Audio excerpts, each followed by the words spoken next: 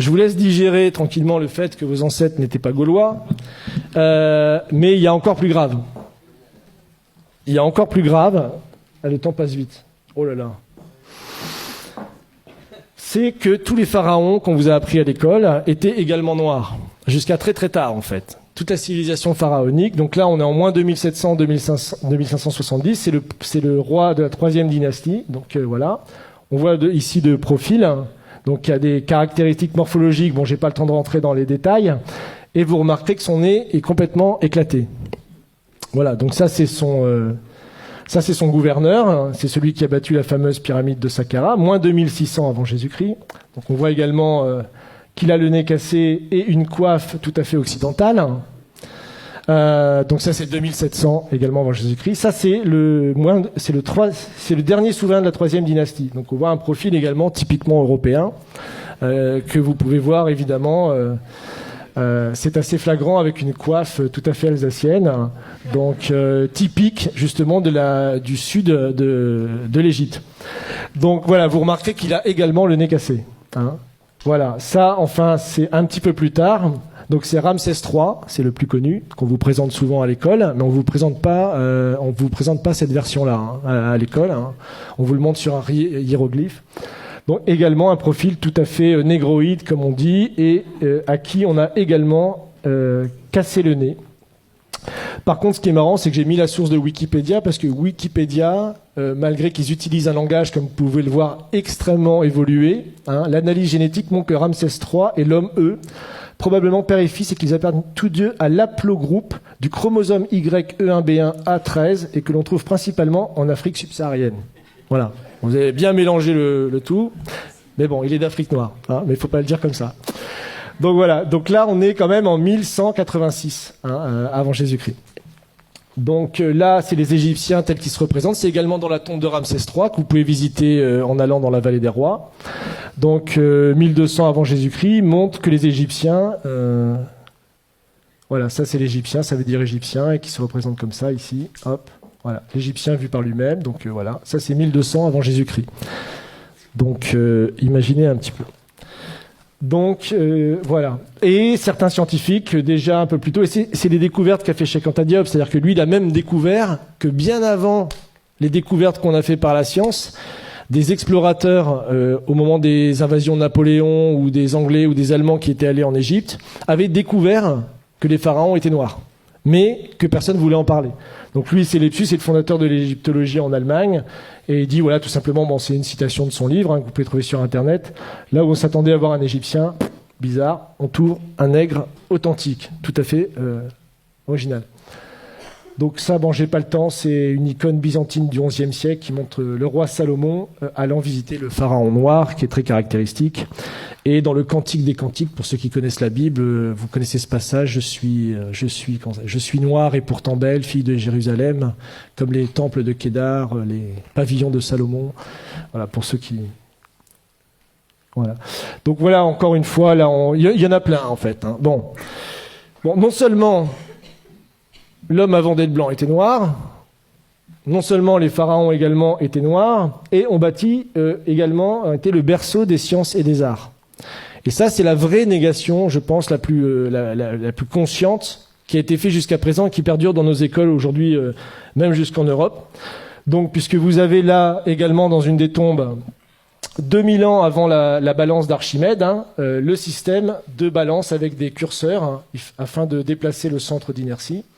Donc vous avez là tout simplement le point de levier et ici ce qu'on appelle le principe d'Archimède qui disait pour soulever la Terre, donnez-moi un point d'appui, qu'il a rédigé dans un traité, évidemment 2000 ans plus tard, enfin 1500 ans plus tard, et en disant que c'était sa découverte et que c'était lui qui avait découvert toutes ces sciences géométriques. Donc encore plus intéressant, le papyrus de Moscou. Donc ça, il se trouve à Moscou justement. Aujourd'hui, il est au musée Pouchkine de Moscou.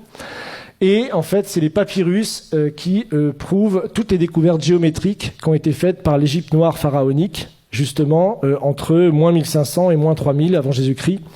Donc là, vous avez par exemple la pyramide tronquée, vous avez le calcul de la demi-sphère, vous avez Pythagore, vous avez le calcul des ellipses. Vous avez ça aussi, là c'est l'autre papyrus de Rhind. Donc vous avez ici donc, le théorème de Thalès. Donc, ça vous trouvez aussi dans des tombes, dans le papyrus. Donc ici, et Thalès lui-même a avoué qu'il avait fait sa découverte en Égypte. Qu'il avait lui-même fait sa découverte en Égypte. Mais il n'a pas dit que c'était les prêtres égyptiens qui lui avaient enseigné justement cette chose-là.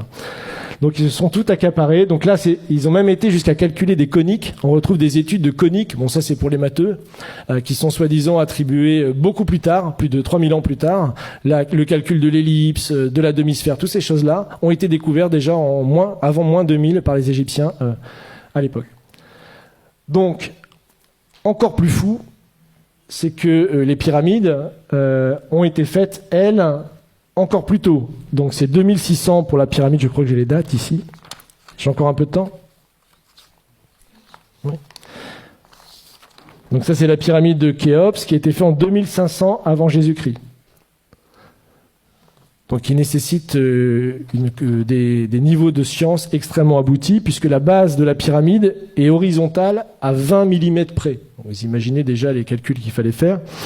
Et pour obtenir un carré parfait de la pyramide, c'est seulement 0,05% d'erreurs qui ont été faites. Aujourd'hui encore, moi j'ai lu des thèses qui datent de 1970 qui vous prouvent qu'il est impossible que les Égyptiens aient construit les pyramides.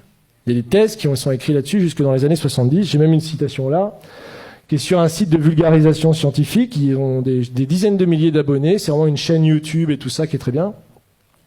Et vous pouvez dire que, sachant que les mathématiques, la géométrie et autres sciences nécessaires à de tels résultats n'existaient pas dans l'Égypte ancienne, en tout cas pas sous une forme élaborée, Pythagore évidemment ne naîtra que 1000 ans plus tard, comment les Égyptiens sont-ils parvenus à un tel degré de perfection ? Pas de révélation évidemment dans ce site, mais rassurez-vous, les égyptologues continuent de chercher. Donc ça c'est publié en 2015. Vous imaginez.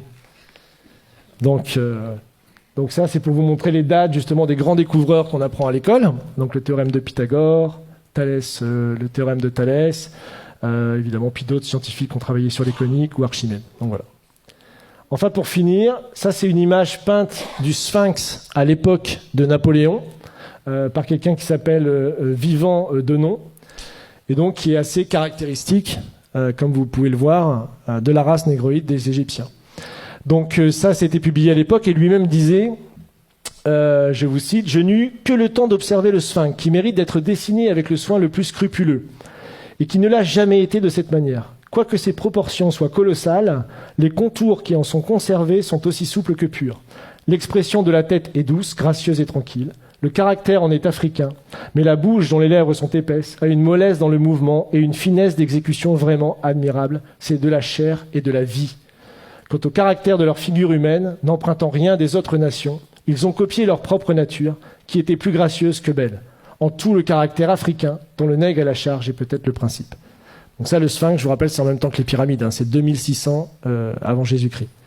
C'est d'ailleurs jusque la basilique Saint-Pierre de Rome, je crois que c'est plus grand que la basilique Saint-Pierre de Rome encore aujourd'hui, et c'est encore aujourd'hui la plus grande sculpture réalisée sur un seul bloc, 2600 ans avant Jésus-Christ. Donc c'est encore une prouesse scientifique qu'on ne sait pas expliquer aujourd'hui. Donc voilà, et pour finir, puisque le temps presse, ça c'est un proche également de Napoléon, donc qui a été avec lui dans les voyages en Égypte, et qui fait cette citation sur laquelle je terminerai, pour vous laisser réfléchir à tout ce que je viens de vous dire. Donc il parle justement des Égyptiens. Tous ont le visage bouffi, l'œil gonflé, le nez écrasé, la lèvre grosse. En un mot, un vrai visage de mulâtre. J'étais tenté de l'attribuer au climat lorsqu'ayant été visiter le Sphinx, son aspect me donna le mot de l'énigme. En voyant cette tête caractéristique du nègre dans tous ses traits, je me rappelais ce passage remarquable d'Hérodote où il dit « Pour moi, j'estime que les Colches sont une colonie des Égyptiens parce que, comme eux, ils ont la peau noire et les cheveux crépus. » C'est-à-dire que les anciens Égyptiens étaient de vrais nègres. Mais en revenant à l'Égypte, le fait qu'elle rend à l'histoire offre bien des réflexions à la philosophie.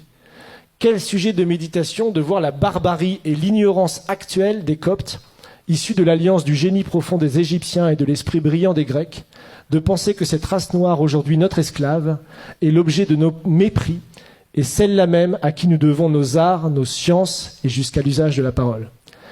Imaginez enfin que c'est au milieu des peuples qui se disent les amis de la liberté et de l'humanité que l'on a sanctionné le plus barbare des esclavages, est mis en problème si les hommes noirs ont une intelligence de l'espèce de celle des hommes blancs.